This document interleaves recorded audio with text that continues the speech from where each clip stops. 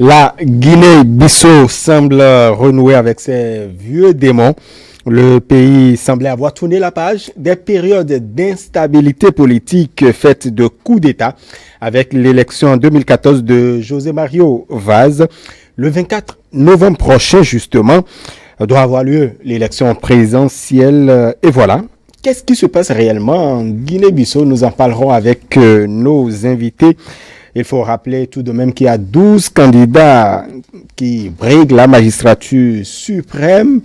La compétition, c'est entre deux personnes, notamment nous allons les évoquer durant cette causerie. François-Xavier Noumon, bonsoir. Bonsoir Romuald Noumi, bonsoir chez l'ami téléspectateurs. Albert Fogouté, bonsoir. Bonsoir journaliste et bonsoir amis téléspectateurs. Très bien, joyeux anniversaire. Merci. Voilà, Albert Fogouté qui est auditeur en sciences politiques. Moria Karangansi, bonsoir. Bonsoir Romuald, bonsoir aux téléspectateurs. Très bien, vous êtes gestionnaire de projet, vous êtes contributeur à Libre Afrique. Voilà, merci pour la disponibilité. Mais qu'est-ce qui se passe justement en Guinée-Bissau? François-Xavier Noumon.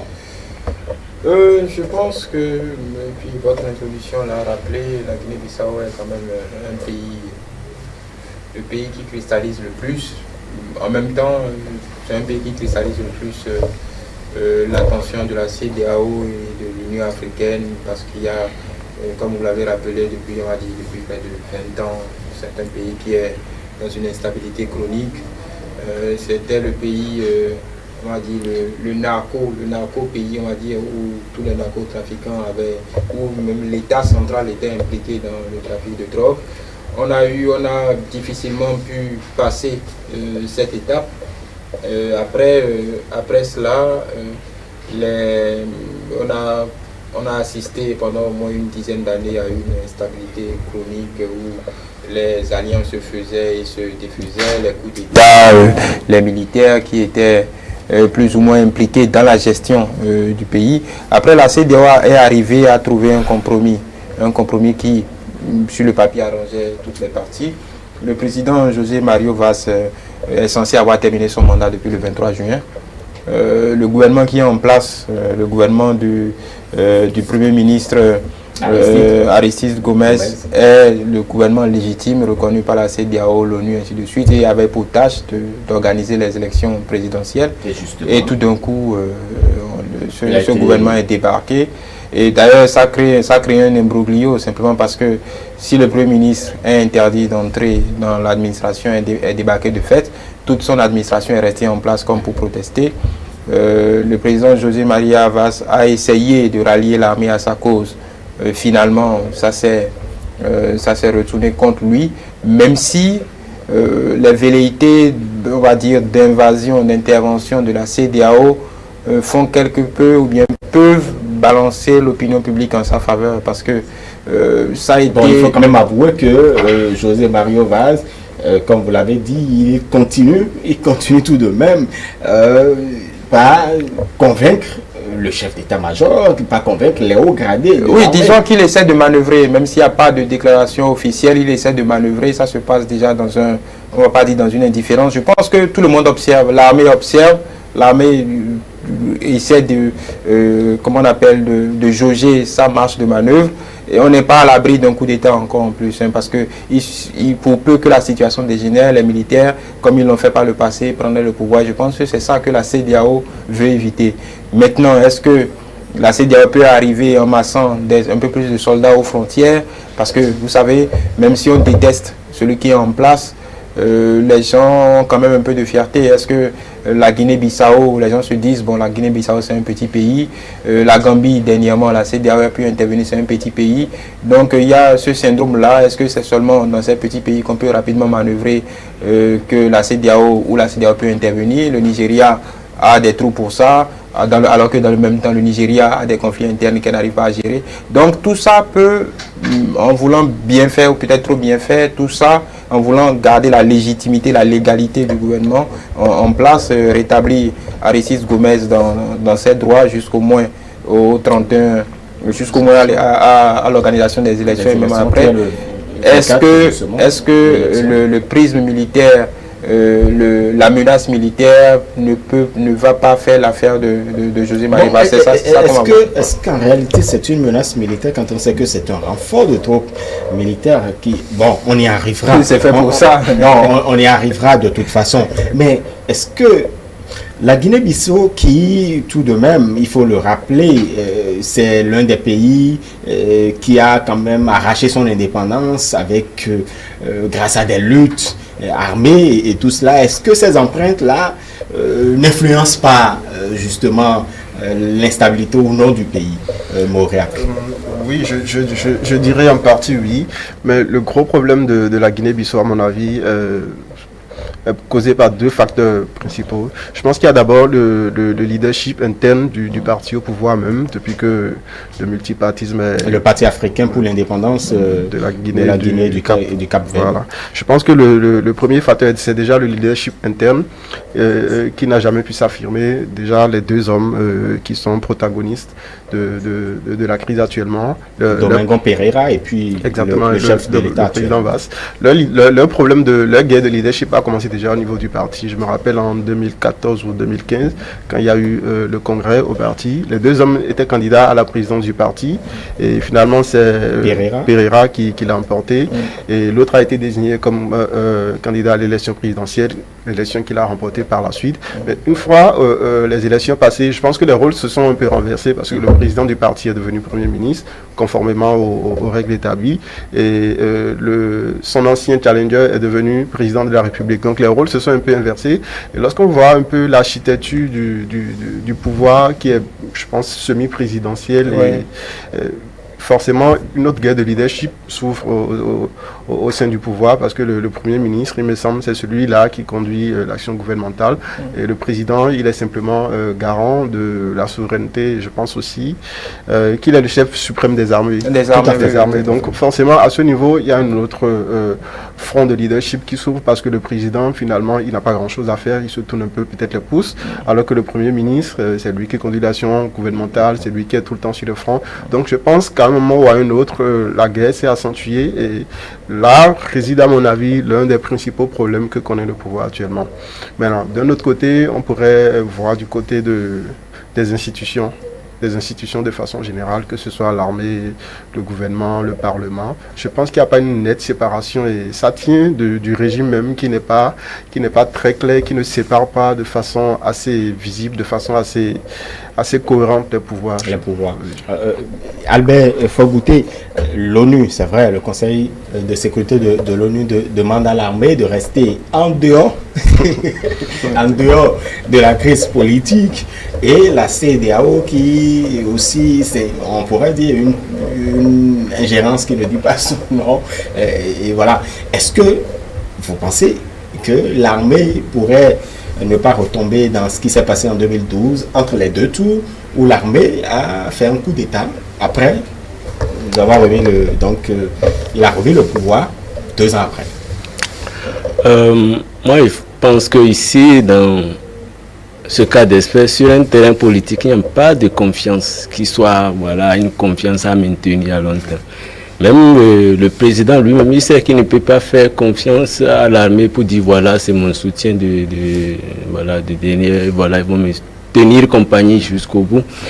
Et par rapport à ça, je pense qu'au moment opportun, l'armée doit pouvoir un peu et mesurer un peu l'ampleur de la situation et jauger un peu son intérêt à gagner dedans. Parce que, quoi qu'on dise, l'armée du pays a en face d'elle l'armée de la CEDEAO et une éventuelle mobilisation de l'ONU pour soutenir l'armée de la CEDEAO. Je pense que dans ce cas, l'armée n'a pas intérêt à rester campée sur une position qui ne l'arrange pas.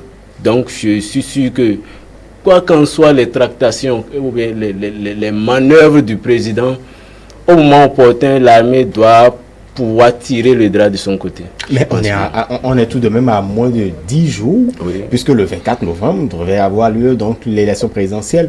Est-ce que nous ne courons pas ou le pays ne court pas vers une crise ou la non-tenue de l'élection, Non, justement. non, non. Selon moi, les élections doivent se tenir, ça doit se passer dans les meilleures conditions. Parce que, Avec ce qui se passe. bien sûr, que ce soit l'armée ou le président, ils ne pourront pas tenir tête à la pression internationale. L'ONU, l'Union européenne, et voilà, et comment dit-on, les organisations africaines, tu vois. Donc, cette pression, je ne pense pas que déjà le président, bon, en jugeant un peu ce qu'il est en train de faire ces derniers temps, s'il doit se remettre en cause, il va voir qu'il n'est pas dans une position forte pour tenter de camper sur sa position. Peut-être qu'il est en train de chercher des postes de sortie. Peut-être qu'il est en train de vouloir espérer quelque chose. On ne sait jamais. Mais je ne suis pas sûr que le président puisse résister à la pression interne et externe. Parce qu'à l'interne aussi, il y a la masse qui est là.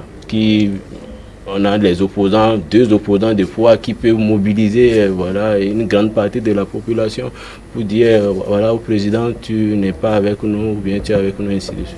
Très bien. Non, moi je pense que qu'il n'y aura pas élection. Je pense qu'il n'y aura pas élection et c'est le calcul de José Maria Vaz. Oui, simplement parce que l'ONU, Aristide Gomez avait été mise en place. En fait, c'est ça la remarque la plus importante. Il avait été mis en place. Son seul cahier de charge, son seul cahier de charge confié par la CEDEAO, c'était organiser les élections. Ça veut dire quoi? Que la communauté des États de l'Afrique de l'Ouest ne reconnaîtra qu'une élection organisée selon ce cahier de charge.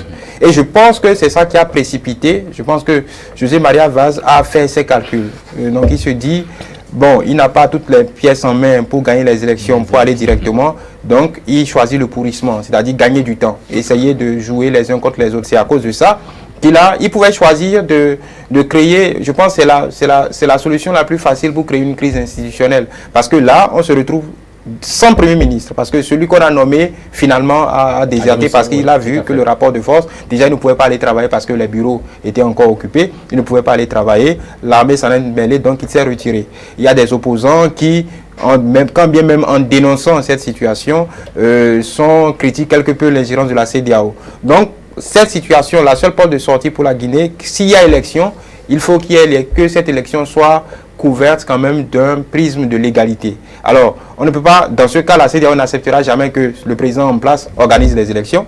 Donc, forcément, il faudra un Premier ministre ou une commission. Ça va s'acheminer. Ça, c'est le cas, c'est déjà refait chez eux plusieurs fois. Le cas, c'est déjà rejoué. Le Premier ministre voulu quand même pas le président, c'est déjà connu, Mbali.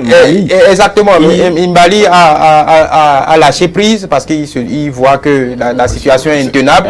Donc, je pense que contrairement à ce que la situation pourrait montrer, si le président en place ne tente pas un coup de folie et ne pousse pas l'armée à s'immiscer, je pense qu'il boit du petit lait. Parce que qu'est-ce qui va se passer? Le Premier ministre est de côté. Il y a une crise institutionnelle. S'il se met de côté, ça crée aussi, si lui-même se met de côté, ça crée une crise institutionnelle. Donc, forcément, on ne le poussera pas à partir de son poste présidentiel. Je pense que la CEDEAO va, comme d'habitude, tourner un peu en rond. Si l'armée, je pense que la seule chose qui pourra précipiter la CEDEAO à intervenir, c'est si l'armée se mêle de la situation. On va tourner en rond, on va faire de sommet en sommet, on va finalement trouver, comme ces dernières années en Guinée-Bissau, une petite commission, on va mettre quelques opposants en place pour pouvoir aller aux élections, où on va mettre de côté José Maria Vaz, on va lui permettre de repartir en tant que candidat, une porte de sortie, parce que là on est le 12, on est le 15, là, ça fait 10 jours. Il est fortement improbable que le Premier ministre revienne maintenant et puisse avoir le temps d'organiser les élections maintenant. Donc c'est pourquoi moi je me suis dit qu'il est très probable que... Le gars, il n'est pas inquiété, voilà, il continue sa campagne.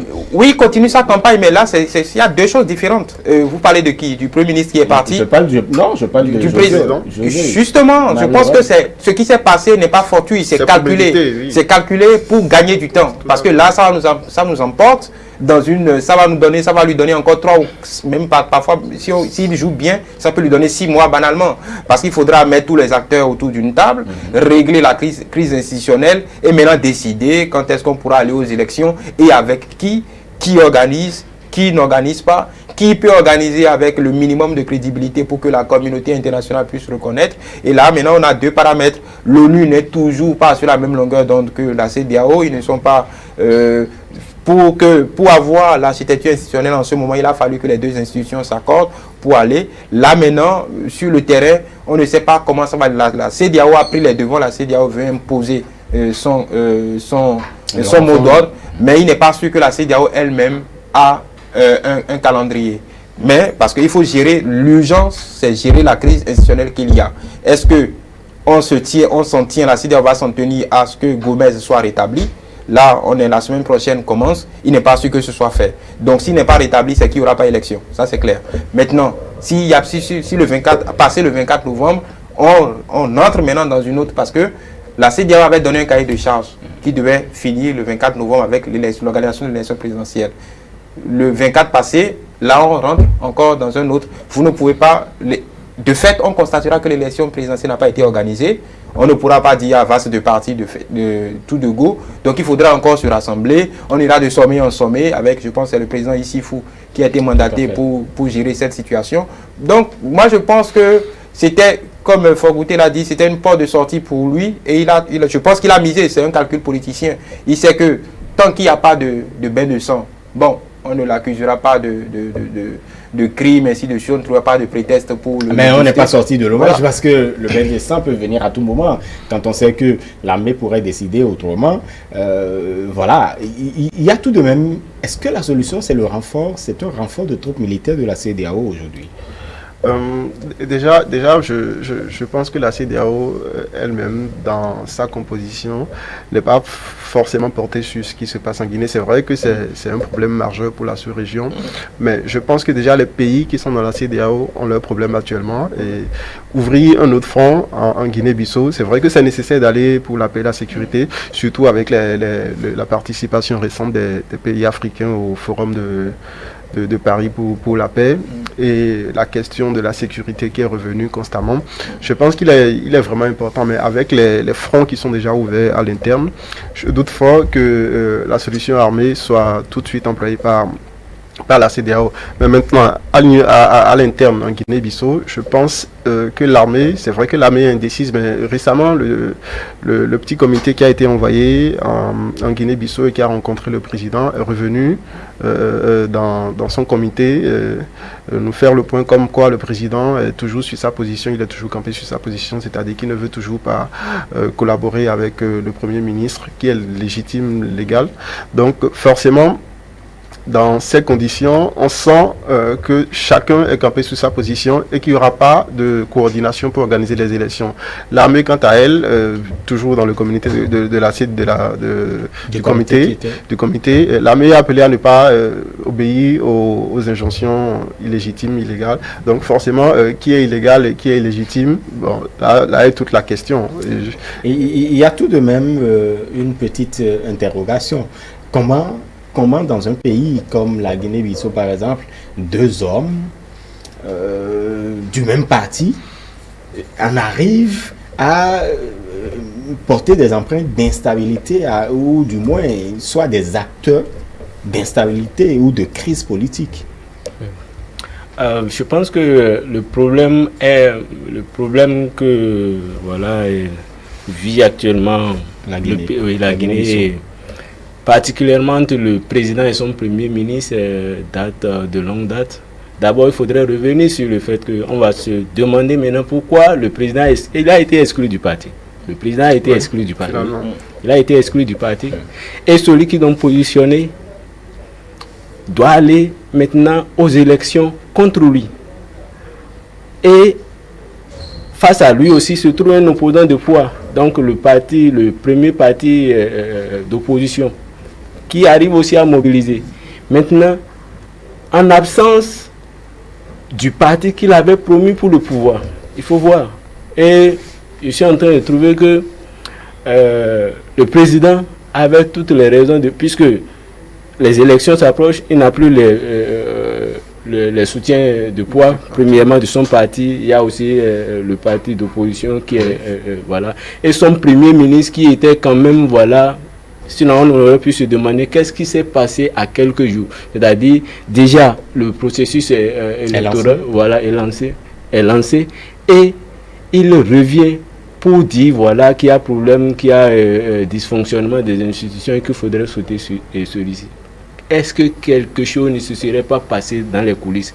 Est-ce qu'il n'aurait peut-être pas appelé son premier ministre pour dire voilà, voici, nous sommes en train d'aller aux élections, ou bien faire des calculs, faire des calculs pour dire voilà, je vais aux élections et la nature du climat politique me donne des perdants. Est-ce qu'on ne pouvait pas faire quelque chose de louche ou bien truqué? Vous croyez qu'en politique, on pourrait y arriver comme ça? En fait, on pourrait le faire comme ça, quand on sait que tu m'as exclu du parti auquel j'appartenais.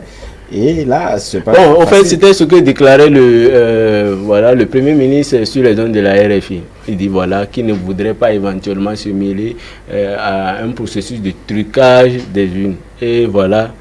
Et à l'entendre parler ainsi, on aurait l'impression qu'il y a eu une réunion secrète qui était en train de lui demander à le faire, puisque c'était lui qui conduisait, qui doit conduire le processus électoral jusqu'à terme. Voilà. Et donc il est le premier pion sur lequel on devrait manœuvrer pour essayer d'obtenir une faveur quelconque électorale. Donc je suis en train de trouver que peut-être quelque chose serait fait ainsi, mais pour essayer de dire que le président, est-ce que il a tellement quelque chose à se reprocher en face du Premier ministre? Je vais dire oui. Il y a quelque chose des antécédents et qui n'ont pas certainement réglé que voilà ce qui devrait amener à demander la démission du président. Le renfort militaire, est-ce que... Non, je pense que la CEDEAO, vous savez, depuis le cas de la Sierra Leone, du Libéria, de la guerre du Libéria, de la Sierra Leone, de la on va dire mal nommée force ECOMOG, qui était seulement le bras armé. Oui, parce que on a adoré le Nigeria a été encensé pour avoir été ce faiseur d'ordre dans la sous-région, mais je pense que la guerre avait été faite à la hache. Parce qu'aujourd'hui, je pense que ça fait plus de 15 ans que beaucoup de dossiers ont été déclassifiés. Je pense que les Nigérians qui portaient la force ECOMOG à bout de bras avec leurs équipements et leurs hommes, avec très peu de contributions des pays de la CEDEAO, ont fait, pourquoi je dis qu'ils ont fait la guerre à la hache, c'est-à-dire que pour la plupart du temps, ils sont restés, ils n'ont pas fait d'intervention directe au Libéria ou en Sierra Leone, ils sont restés au large et ils ont pilonné, ils ont pilonné à l'aveugle, c'est-à-dire les belligérants, les deux camps, les civils, il y a eu beaucoup de dérapages. Et depuis ce moment, les pays de la CEDEAO se sont méfiés. Beaucoup de pays de la CEDEAO, quand bien même ils avaient apprécié que le Nigeria ait pris les devants, se sont méfiés. Ça, je pense, c'est depuis les années, c'était avant les années 2000, 99, 2000. Beaucoup de pays de la CEDEAO se sont gardés un peu d'impliquer encore, d'aller dans cette direction. Bon, après, il y a eu des cas, on a vu qu'en Côte d'Ivoire, la force de la CEDEAO était inopérante parce que là, ça, c'était un autre niveau. On pourrait regretter ça au niveau de la CEDEAO. On ne va vers les pays, on va dire que les pays petits bras comme la Gambie, qu'on peut envahir, intimider facilement, la Guinée-Bissau, mais il y a les gros conflits, vraiment la CEDEAO n'a jamais été de taille pour les régler. Il faut reconnaître tout de même ses incapacités parfois. Oui, mais je pense que sur les terrains favorables, on en forme une communauté, mais quand ça ne s'applique que sur ce qu'on appelle les petits pays, ça crée un précédent qui, même dans les négociations politiques, crée des crispations. Les gens ne sont pas forcément intégrés dans les négociations communautaires. Voilà, donc ça crée d'autres crispations. Mais je pense que la Guinée-Bissau est un cas particulier quand même. Ce n'est pas comme la Gambie, même si la Guinée-Bissau a des liens aussi avec le Sénégal. Je pense que depuis le président Koumbayala avec son bonnet rouge, depuis qu'il est décédé, je pense que l'instabilité a commencé à ce moment-là. On a commencé par disputé le parti historique d'Amilcar Cabral. Après, il y a, vu la position géographique de ce pays, il y a les mannes du narcotrafic, les mannes financières du narcotrafic qui ont commencé, qui ont déstructuré quelque peu le pays pendant au moins, on va dire, pendant au moins 15 ans, 20 ans. Les politiciens ont, tant bien que mal, essayé de gérer en se servant comme ils peuvent. Voilà, il y avait vraiment un cafouillis dans le pays. Mais la force militaire, l'option militaire n'est pas très envisageable, simplement parce que il a dit, il y a un autre foyer de tension à côté, c'est la Guinée-Conakry. Ce n'est pas très judicieux, militairement parlant, d'ouvrir un foyer à côté, alors que le dossier le plus sérieux, on ne va pas dire que la Guinée-Bissau n'est pas un dossier sérieux, mais il y a plus sérieux à côté, la Guinée-Conakry, qui du coup peut dégénérer très vite. On l'a déjà vécu les années précédentes, et la Guinée-Conakry a autrement un autre poids que la Guinée-Bissau. Donc je pense que c'est d'abord de l'intimidation, c'est pour faire pression, pour dire, écoutez, n'allez pas, on va employer un terme usuel, c'est fixer une ligne rouge, même si ça n'a pas été établi. Donc je pense qu'on n'ira pas jusqu'au renfort, et je pense qu'on n'ira pas jusqu'à l'intervention. Je pense que... Mais ça vient tout de même renforcer un peu... ça sera ça pourrait être contre-productif. Je pense qu'aujourd'hui, il y a un leader de l'opposition qui, tout en critiquant Vaz, dénonçait la CEDEAO et justifiait l'exemple qu'il a donné est imbattable, puisqu'il dit en Guinée-Conakry à côté, il y a eu mort d'hommes. Les civils ont été massacrés. La CEDEAO n'a rien dit, la CEDEAO n'a pas fait d'injonction. Mais dans le même temps, chez nous, personne n'est encore décédé. Mais dans le même temps, un opposant disait que, voilà, José Mario Vaz, eh bien, c'est lui qui cause, en fait, ou qui provoque ce renfort décidé par la CEDEAO. C'est vrai que les avis sont partagés tout de même. Oui, c'est clair, mais une chose est sûre, déjà, si son mandat a été prorogé, c'est pas pour rien, parce que son départ n'est pas forcément la meilleure solution. Parce qu'un vide à la tête de l'État, c'est déjà à se demander qui commande l'État, puisque le président est le chef suprême des armées. Donc, s'il n'y a pas de président de la République, le Premier ministre ne va quand même pas concentrer tous les pouvoirs dans ses mains. Donc, forcément, une chose est de vouloir qu'il parte, mais l'autre chose, c'est de vouloir que ça se fasse dans les règles de l'art pour ne pas créer encore plus de déséquilibre. Donc, qu'est-ce qu'il faut faire maintenant? Ben, déjà, il faut aller au dialogue. Il faut d'abord le constater le 24 novembre. Oui, évidemment. Vous savez, ça s'impose justement. Oui, cette crise je pense que cette crise se gère de la même façon. Il y a les interventions comme on va dire, ce qu'on appelle comme pompeusement la communauté internationale. Il y aura des pressions de part et d'autre. Je pense qu'il y aura des missions de bons offices où on ira individuellement parler à tel ou tel leader. Je pense que ça va sauf si eux-mêmes décident de mettre le feu au brasier, sauf si eux-mêmes décident de tirer, de mettre l'armée dans les rues et d'aller dans cette direction. Je pense que les Guinéens, seuls les Guinéens, même dans cette image de grand cafouillage, les Bissau-Guinéens, dans cette image de grand cafouillage, ont la clé de leur problème. Je pense que s'ils ne savent pas aller trop loin, ça peut aboutir à un dialogue, on va se rassembler. De toute façon, c'est ce que moi j'entrevois. On va encore revenir à la case départ. C'est malheureux pour le pays. On va ramener les leaders, les mêmes leaders. Hein, il n'y aura pas de nouveau les mêmes leaders autour d'une même table. On trouvera encore un cahier de charge, une nouvelle feuille de route, et on est reparti pour 6 mois. Et là, on entend parler très souvent de gouvernement d'union nationale. C'est vrai que bon, le pays, il est bien particulier. Hein. Il est bien particulier, la Guinée-Bissau. Sinon, selon moi, il faut maintenir la pression et ne pas même en arriver au gouvernement d'union nationale. Je pense que maintenir les pressions et sinon même les augmenter doit amener le président à calculer qu'est-ce qu'il a gagné en poursuivant.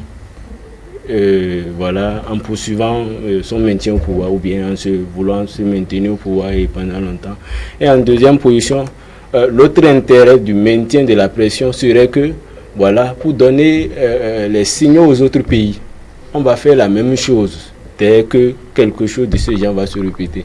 Donc, je pense que l'intérêt ici, c'est de maintenir la pression sur Wade et faire de telle sorte qu'on ne puisse même pas arriver aux négociations avec lui.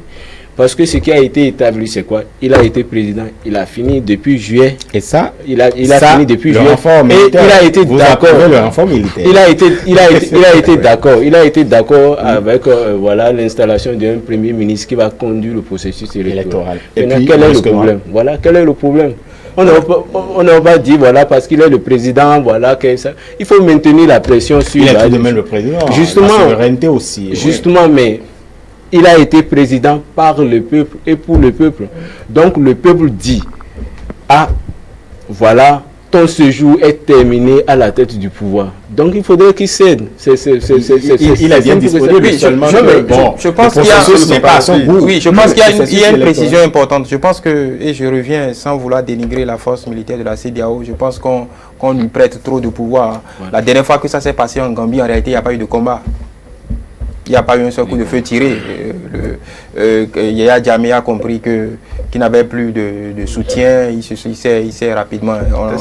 Voilà, il s'est fait exfiltrer. On a vu sur les images quelques chats.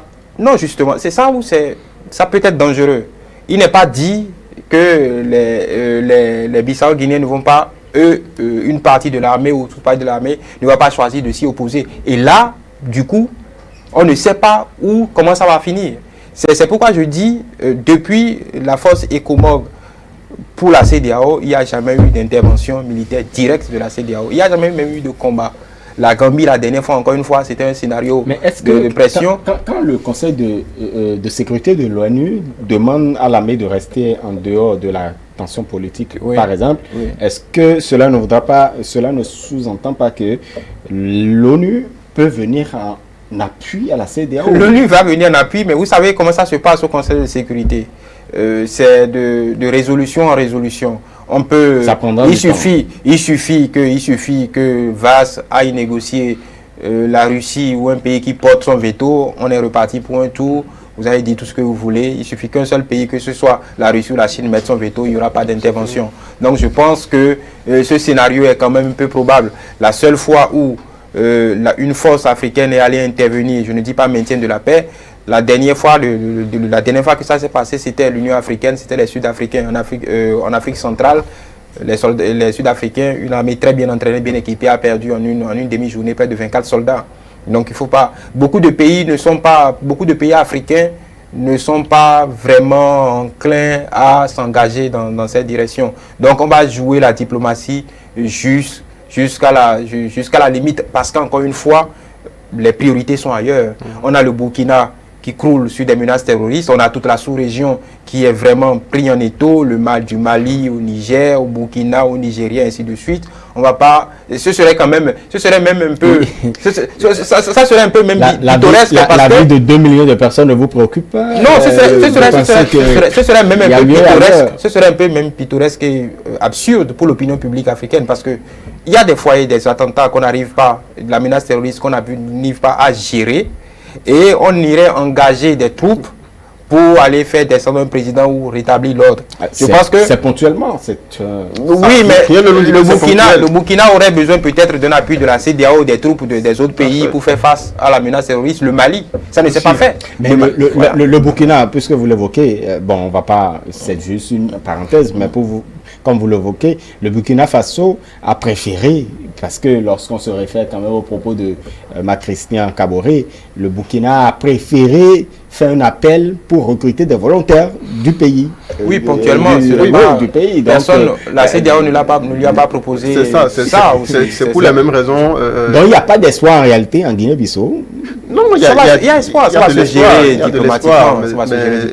De là, aller directement à la force militaire, je ne pense pas que ce soit la solution. Et ils en sont eux-mêmes conscients. L'armée elle-même en est consciente, je pense. C'est pour ça que l'armée ne s'est pas interposée pour le moment pour choisir un camp. Donc je pense que forcément, le processus actuel va aboutir au dialogue, en passant bien sûr par la constatation de la non-tenue de l'élection présidentielle le 24 novembre. Je pense que le 24 novembre, c'est là. Oui, je pense que le scénario passera forcément par ces points-là.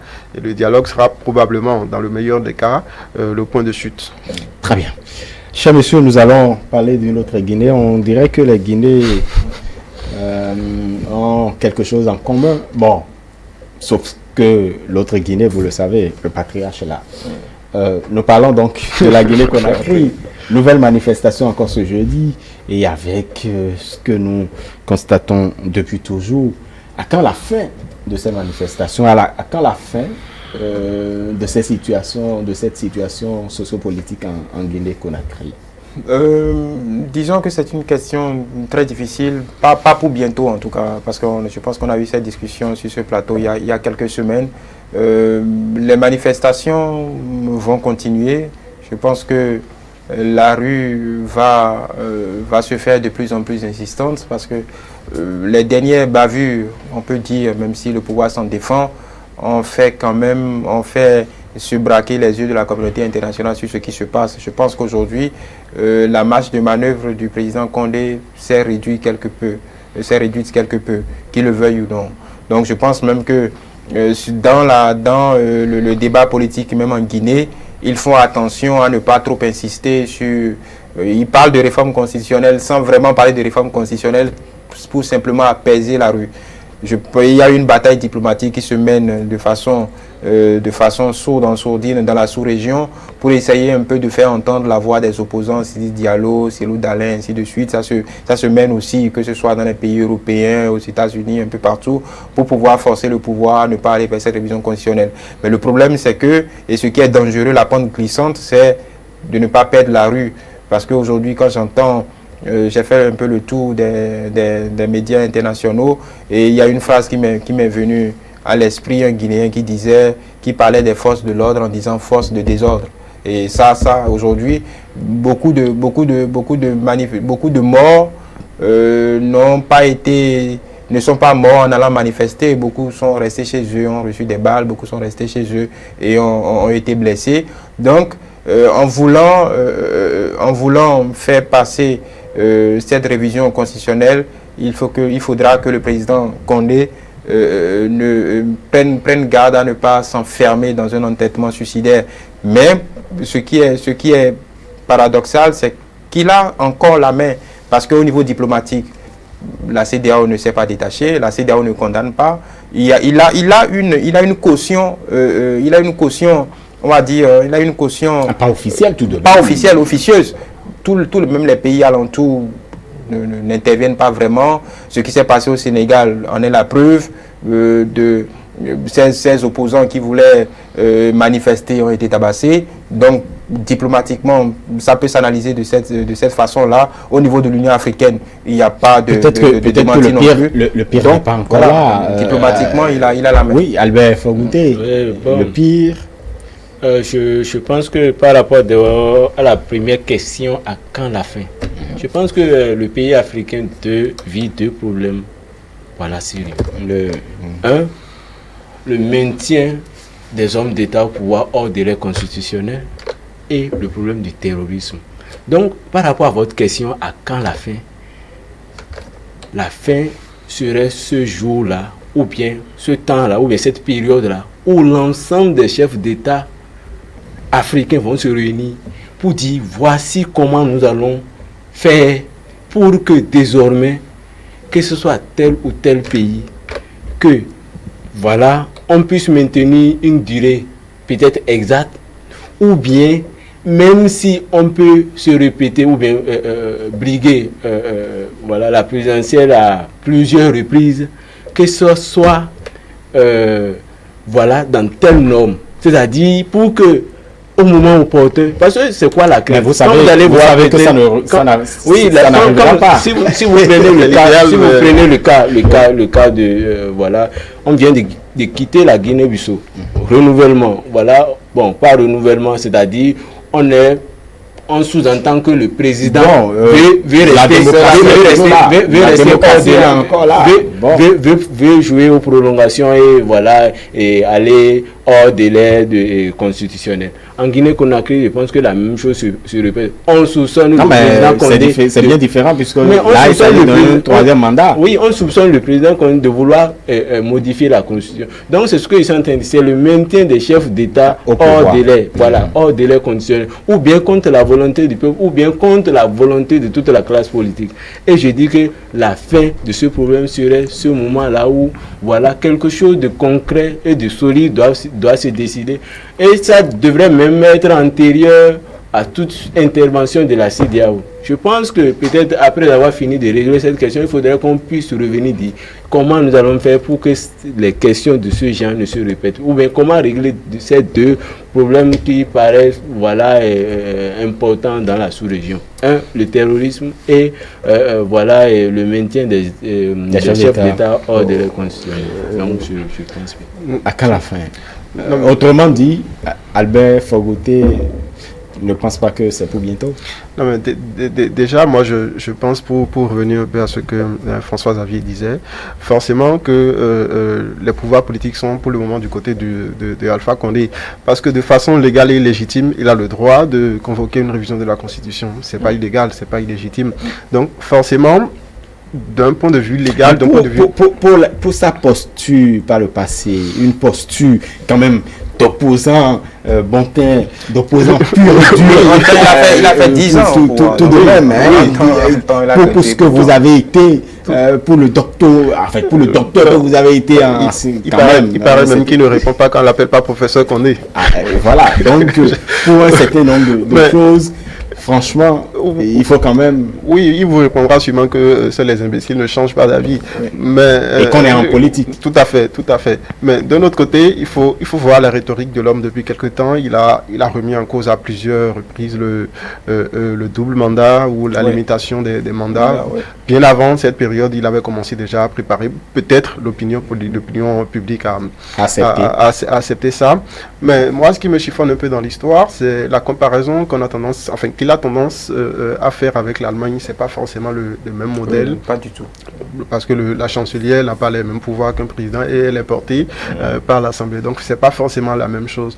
Mais moi, l'autre crainte que j'ai fondamentalement, c'est que cette situation ne réveille les vieux démons. Les vieux démons, c'est-à-dire la crise ethnique. Je pense que c'est un risque à la longue qui peut arriver parce que déjà il y a eu des morts, il y a eu des blessés dans les manifestations. À partir du moment où on va commencer à faire le point et qu'on va voir que les morts, les victimes, exactement, sont plus touchés par la répression, je pense que là on va rentrer dans une autre crise et je pense que ça n'ira pas pour le meilleur. Oui, non, de toute façon c'est déjà le cas, hein, même aux dernières élections présidentielles, qu'on le veuille ou non, à tort, à raison. Déjà, les Peuls se sentent persécutés. Cyril Dallin, de toute façon, c'est la rhétorique qu'il a mise en branle. Quand on prend la cartographie, ne serait-ce que les quartiers qui ont été visés, on voit aussi que la communauté Peul est quelque peu visée. En tout cas, ils se sentent persécutés, les commerçants, ainsi de suite. Il y a une certaine rhétorique. Je ne dirais pas que ça se construit comme ça pourrait finir comme au Rwanda, mais il y a quand même parfois dans des déclarations, des discours qui tendent à mettre sur le dos des commerçants Peul, voilà, les rois de la spéculation qui tiennent le ventre des Guinéens et qui jouent là-dessus, ainsi de suite. Mais je pense que le professeur Condé a fait ses calculs depuis lors. Vous prenez la politique en Guinée, malheureusement ou heureusement, se fait de façon arbitraire avec les pesanteurs ethniques. Et donc je pense qu'il a fait son calcul depuis fort longtemps, les Malinqués, les Soussous, les Forestiers. Il sait que s'il va au référendum, et encore une fois la loi le lui permet, s'il va au référendum, il va le gagner. Sans même peut-être avoir besoin de truquer. Il va le gagner simplement parce que l'arithmétique ethnique fera qu'il va gagner les élections. Et peut-être que c'est ce que les autres partis, les autres ethnies craignent et veulent l'arrêter en si bon chemin pour qu'il n'y aille pas. Parce que s'il y va, il le fera et il gagnera. Et on on protestera, mais il démontrera que voilà, ça a été fait. Il y aura une commission de la CEDEAO qui va passer pour dire que voilà, les élections se sont passées dans les bonnes conditions, l'ONU, l'Union européenne, ainsi de suite, parce qu'encore une fois, il a la main diplomatiquement. En tout cas, pour le moment, Alpha Condé a la gestion, a, disons, l'avantage sur ce terrain-là. Maintenant, ce qui pourrait enrayer la machine, c'est un éventuel débordement, on n'est pas passé très loin, de ça il y a quelques temps. Donc je pense qu'ils en ont conscience. Maintenant, on va voir. La Guinée a été un pays d'instabilité. Il y en a eu 10 ans de paix relative.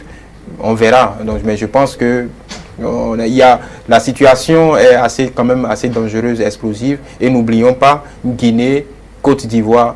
La Côte d'Ivoire n'est pas loin. La Côte d'Ivoire, c'est un potentiel foyer d'instabilité avec ce qui vient. On vient de parler de la Guinée-Bissau. Donc, la sous-région, la CEDEAO marche sur des œufs. On va voir ce que ça va donner. En tout cas, on espère que les situations changeront pour le bien de l'Afrique, parce que nous avons besoin de paix pour le développement de nos nations, pour l'amélioration des conditions de vie de nos populations.